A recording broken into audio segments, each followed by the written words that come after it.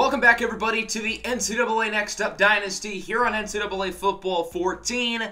We have made it to the end of the regular season here in year number 4. We have made it through all the conference championship games. In case you missed that episode, I'll leave a card at the top right of your screen so you can go ahead and check it out. And today we are going to try and decide which teams belong in this year's college football playoff. I'm going to go through the resumes of these teams and many of the top players up for big-time awards across the entire country.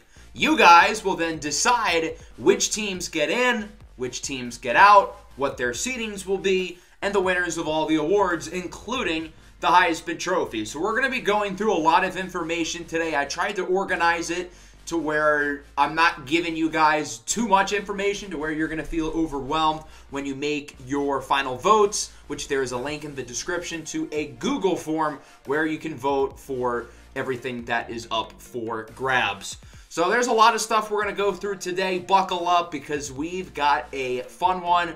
And let's not waste any more time. Let's pretty much hop right on into it. And what we're going to be doing is we're going to start with the 6 teams who have automatically qualified into the 12-team playoff. These 6 teams won their conference champions. They are the Power 5 champions and the highest-ranked Group 5 conference champion. And you guys have to decide what their seedings will be. We'll start with the Florida Gators, the champions of the SEC. They ended up going 10-2 in the regular season. They were not quite as good as they were last year, but they were still very, very good. They lost early in the season to Oklahoma. They took another loss in Week 13 against Ole Miss, but other than that, very solid with good wins against teams like Georgia, USC, and of course Auburn in the conference championship. Florida has made the Final Four 2 years in a row, but their quarterback play has really costed them. They have a new starting quarterback, though, with Deontay Harris. They've got a really good group of skill position players and a very strong defense. I'm not sure this team has the resume to be the #1 overall seed, but I do think they make a strong case to be a top 4 seed, which grants them a first-round bye. The Ohio State Buckeyes won the Big Ten Championship over Notre Dame. Ohio State won the national championship last season, and I feel they went kind of under the radar this year because they dominated everybody. They lost early to Oklahoma, and then other than that, they won every other game on their schedule by a very large margin. They score 40-plus points with no problem. They've beaten big-time teams like Michigan State, Michigan, and Notre Dame. Playing in the best conference in the country and going 10-0 in conference play really says something. Puma Whitlock has had the most efficient quarterback season in a long time, and the same can be said for Mookie Davis out of the backfield. They have 90% of their starting group from their national championship team last year, and I would argue this year's team is even better. They lead all of college football in point differential, playing in the top conference in the country, which certainly says a lot. So the next team we're going to take a look at is a team who, unlike Ohio State, really wasn't supposed to be here, and that's Navy, who won the ACC. This conference was, to put it bluntly, not very good this year. It was a deep group, but there aren't many legitimately good teams in the ACC. But somebody has to win it, and it is Navy, who had a tough stretch from weeks 10 to 12, but they have played really good football over the last few weeks, beating Middle Tennessee State in the conference championship in double overtime. Even though Navy was probably a little bit better last year, I think they're more equipped in the playoff this year because they have a more balanced offense. There's not as much gimmicky option stuff. While that's still what they rely on, they have a balanced passing game and a pretty good defense, as shown in the conference championship game against a Middle Tennessee State team who we know to be very good. The Washington Huskies are the only team across the entire country who did not lose a single game up to this point. They went 12-0 in the regular season, dominating pretty much everybody.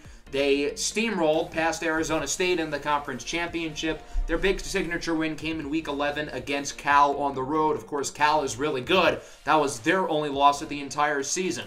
Along with Ohio State, I think Washington is a very good case to be the #1 overall seed. Kai Suggs-Gardner at quarterback was quietly phenomenal this year. I don't think we've given him enough love. Jason Thornburg and Ben Bones is a great running back duo. Racer Fox will be a candidate for the Fred Biletnikoff Award as one of the best receivers in the country. And defensively, these guys have probably the best pass rush amongst all Power 5 teams. They had the second best point differential in the country behind Ohio State. TCU was also not supposed to be here, similarly to Navy. Remember, the TCU Horned Frogs won the national championship in Season 2, but they have been nowhere near as good the past couple of seasons. Halfway through this year, they were under 500. They started off 3-4, and it looked like playoffs was completely out of the question for them. Since then, they've won 6 in a row, including in West Virginia against the Mountaineers in the conference championship game. TCU is only 9-4. They have had some pretty rough stretches this season, but they have peaked at the right time and are playing great football. Tegan Yeager, the quarterback, has had a hard time staying healthy, but he is healthy. Harry Stewart was a big piece of their championship team in Season 2. He's still here. Griffin Weaver III, one of their top receivers, is currently hurt, but they still have a very good receiving core beside him. While their defense is not as good as it was a couple years ago when they won the championship, it's still a very strong unit overall.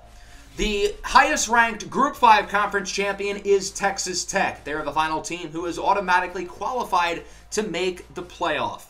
Texas Tech was phenomenal early in the season. They kind of came out of nowhere. Nobody really expected them to be this good, and they steamrolled through their first 10 or so games, and they beat some good teams like Boston College, Army, LSU, Old Dominion. But they have been shaky down the stretch. They lost to UAB. They barely beat Rice. They were down in the second half against Boston College in the conference championship. Obviously, they still won that game. At quarterback, they've got Heisman candidate Yahya Marshall, who looks to be a potential first-round pick. They've got a pretty good skill position group led by senior wide receiver Amari Green. Defensively, they are fine as well, and with one loss, there is certainly a real case for them to be a top 4 seed and get a first-round bye. So those are the 6 teams who have automatically qualified for the playoff. They will be in no matter what, but again, you guys have to decide their seedings. Let's now go through all the teams who have not automatically qualified for the playoff. These teams did not win their conferences, or they're maybe mid-major schools, and they have to be voted in by you guys. And we'll start with the SEC. They had 3 teams with 9+ wins, other than Florida. And we will start with the Auburn Tigers, who were probably the best team in the SEC throughout the regular season. They ended up losing in the conference championship, obviously, to Florida. For most of the year, Auburn looked pretty much unstoppable. They did have some close wins in there, but they beat teams like Ole Miss, Oklahoma. That was the real statement win for them. But then losing 23-0 against Georgia, who barely made a bowl game, and really not showing up in the SEC championship against Florida. Their lone touchdown was a lucky 61-yard pass.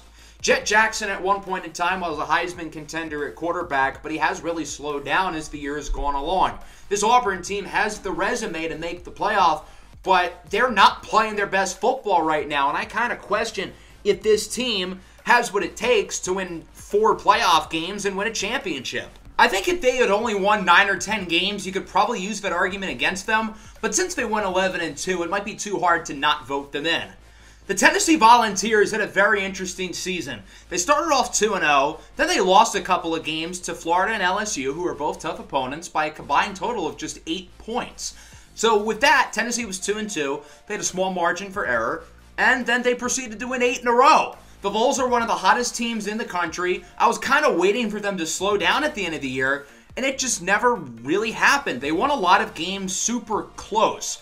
Obviously, it's nice to be a team like Ohio State who blows everybody out, but it also says something when you can win close games, and that is exactly what Tennessee has done throughout this season. Roddy Jolly at quarterback has had his ups and downs, but he's overall had a pretty good senior season. And overall, I think the Vols have shown that they deserve a playoff spot, and I think I have a little more confidence in them as opposed to a team like Auburn of making a big run. And then we have Oklahoma, who's 9-3. They're on the bubble. They're in a very similar situation to where they were last year, only having 9 wins. Are they good enough to get in? Last year, they ended up getting the final spot in the playoff, and it proved to be the correct decision as they wound up making the national championship. They've beaten some really good teams this year. They're the only team to have beaten Ohio State. They beat Florida. They beat Ole Miss. They did have some losses towards the middle of the season, but they bounced back with nice wins against Alabama and Oklahoma State late. They've had some injuries throughout the year. Quarterback Deacon Adderley has missed most of the season, but he is fully healthy and would be available for the playoff. So with that, Oklahoma is probably one of the 12 best teams in the country. They're not as good as they were last year, though. They had 3 top 10 picks you got to keep in mind, including Romeo Coloci, who has turned into one of the best quarterbacks in the NFL as a rookie. So I don't think this team is as good as last year. I'm not sure if they can make a championship, but a lot of the arguments they had last year are here this year. The ACC obviously was not very good, but there are a couple of teams I at least want to throw onto the ballot, and that starts with Middle Tennessee State. They're another team who's on the bubble, winning 9 games. The thing with this Blue Raiders team is they found themselves down in a lot of games, but you got to give them credit. They really stormed back. They were down by like 4 possessions against Clemson, ended up winning that one by 10. They have some other impressive wins. The Virginia Tech game was pretty wild. The North Carolina game was wild. Obviously, the ACC Championship was wild, which they lost in double overtime. The thing going against them, though, is they play in the ACC, and nobody in that conference, again, is really all that good. Middle Tennessee State is the only team in this series to have made the playoffs in all 3 seasons, and I think this team is as good as those teams over the first 3 seasons. They've just been in a Power 5 conference and have played more good teams, and obviously you're going to lose more games. I also want to throw the Clemson Tigers onto the ballot as well. Clemson did have a pretty disappointing season, but an 8-win Power 5 team, I at least want to throw them on. This team certainly does not lack on paper talent, and they did really put things together towards the end of the season, winning their last 3 games, including a big win against Florida State. But even so, with Cedric Chapman having another disappointing season, I just don't know if I can say this team has the resume to belong. Chapman has been poised for a breakout, and it just never happened over the last couple of seasons. They still have plenty of good offensive skill position players. Their defense is pretty solid as well, but 8-4 in a questionable ACC, I don't know if that's enough to get you in. The Big Ten, on the other hand, was the best conference in the country, and there are potentially 4 or 5 teams who are going to make the playoff out of this conference. Obviously, Ohio State got the automatic bid, and many others will join them, likely including Notre Dame, one of 2 teams to finish the regular season undefeated. They had a lot of close wins in here, but they also had some very impressive big wins. They beat ranked teams like USC, Wisconsin, and Navy. In the conference championship, they struggled, getting blown out by Ohio State. And similarly to Auburn, I kind of question if this team can make a big run. I just think schematically, their offensive scheme kind of takes them back a little bit. I don't think this option, run-first style really prepares you for the playoff. However, being 12-1, again, I don't think that's an argument to take them out. They've been so good throughout the regular season. Their running back might be the best player in the entire country in Jared Richardson. USC finished 10-2. They made the playoff last year, and there's a good shot they'll be headed back this year. They beat some ranked opponents like Michigan State and Wisconsin, both of which were solid wins. The only really good teams they played against were Notre Dame and Florida, and they lost both of those games. The Florida one was close at least, but it would have been nice to see them win one of those 2 games to really assure themselves as one of the 5 best teams in the country. Amari August has had his ups and downs, but he is a dynamic playmaker. Monty Bradley out of the backfield is really good as well. And going 10-2 in the best conference in the country probably should be enough to get you in the playoff. So I think USC absolutely has a good enough resume to get there. A team who really bursted through the scene this year was Michigan State. I told you guys at the beginning of the season to watch out for these guys as a sleeper, and I ended up being correct. They lost to USC early in the season, then they lost to Ohio State, the 2 best teams on their schedule. But after that, I think this team became really good. Their signature win was certainly the one on the road against Michigan, 63-49. That is a lot of offense. This team wins by scoring points and making plays through the air. Jay Jordan might be the best pure passer in the entire country. Cam Miller's a good backfield mate. They've got a bunch of good receivers, largely because of their quarterback really ascending these guys. Defensively is where this team has some questions, though, and this is what could be the issue for Michigan State. But at 10-2, I think their resume is more than good enough. Michigan is another team who's on the bubble, being 9-3. I think being 9-3 in the Big Ten should give you a little boost because, again, this is the best conference in the country. But as I look at Michigan's schedule, they really lack that signature win. They only played against 2 ranked teams, Michigan State and Ohio State. They're 2 big rivals, and they lost both of them at home by multiple possessions. But other than that, they coasted through just about everybody. Callaghan October and Casey Asteron is probably the 2nd best QB running back duo in the country, only behind Ohio State. This is a really good team. I think they're absolutely one of the 12 best teams in the country, but you can't really vote them in over somebody like Michigan State or USC, can you? Wisconsin is the last team we'll talk about in the Big Ten. They really flew under the radar this season, but I think they are good enough to be eligible to get an at-large bid.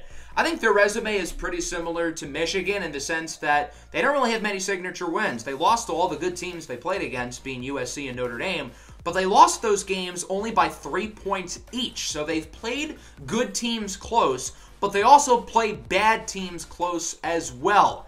Edwin Dancer, the 7th, had a very solid season at quarterback. Bennett Soto's a really good running back. Wisconsin's a really good team, but the problem is they're probably the 6th best team in their own conference.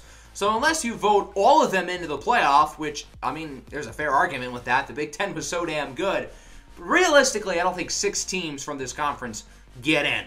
Let's move over to the Pac-12. This will likely be the first season of the series with multiple Pac-12 teams in the playoff because I have to assume Cal gets one of those early at-large spots. They went 11-1 this year. They were really good. Their only loss was a close game against Washington, who is obviously really good. Would have been nice to see them win that game, but it's not a big deal because Washington is awesome and Cal steamrolled through everybody else they played against.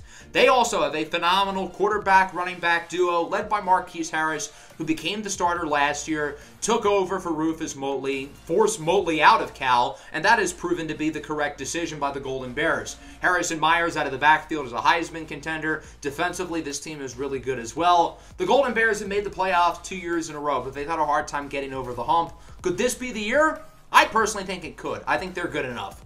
I also want to give Utah some love. They went 9-3 this year. They lost to both Cal and Washington in blowouts. It would have been nice to see them play better against playoff caliber teams, and that's what's really bringing their resume down. They don't have many other super strong wins. They didn't play against many great teams, but they are a very solid squad. Trenton McLaughlin, the quarterback, had a touchdown-to-interception ratio of 30-3. They've got good skill position players with Sterling Shady Nasty and Ashton Ayuluko. But the fact that they lost to Washington and Cal by a lot kind of shows that while this team is really good, I don't know if I would say they're playoff caliber. I do want to give some Group 5 teams some love. We'll start with Old Dominion in the American Conference. This is one of the best offenses in the country. They went 9-3. They lost to Memphis. They lost to Texas Tech. They kind of lack that signature win, other than maybe scoring 68, albeit that was against the not-so-good Southern Miss team. Vance Maximum at quarterback is one of the most underrated players in the country. He's going to be a Heisman contender. His numbers are just too good.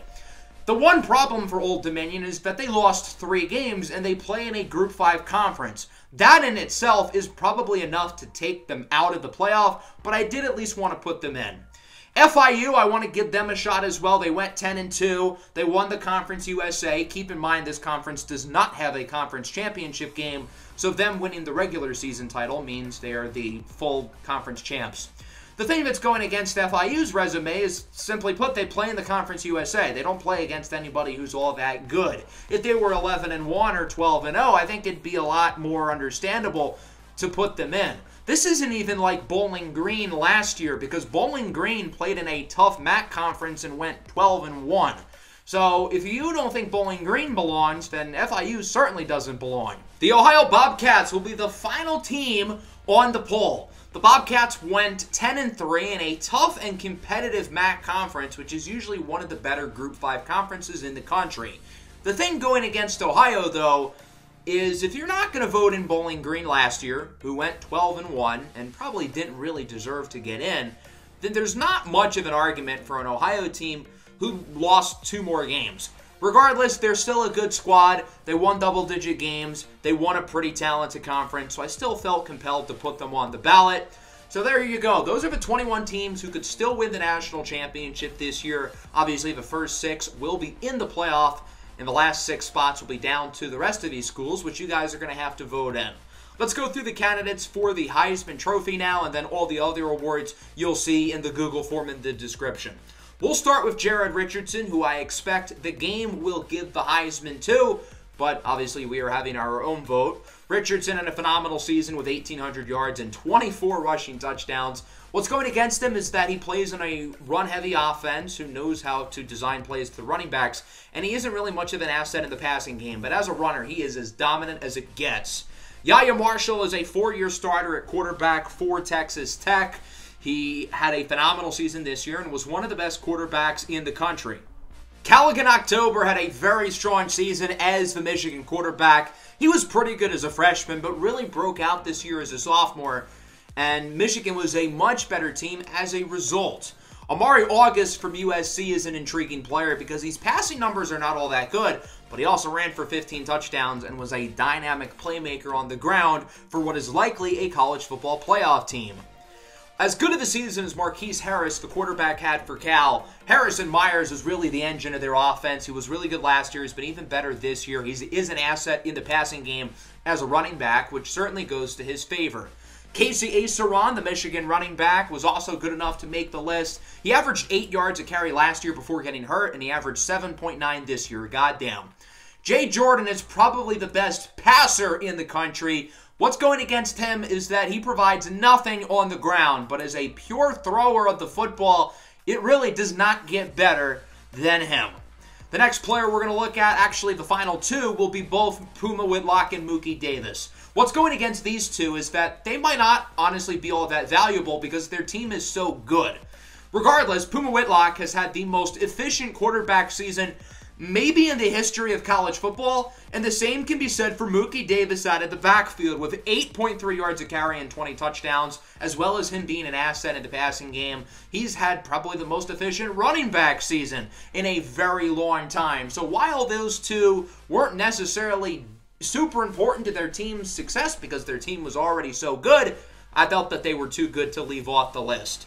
So those are your Heisman candidates. Obviously, you guys saw all the playoff teams, and all the other awards will be in the poll as well. So I hope you guys enjoyed the video. I hope this was informative for you and could help you guys make your decisions as to which teams belong in the playoff and which players deserve big-time awards.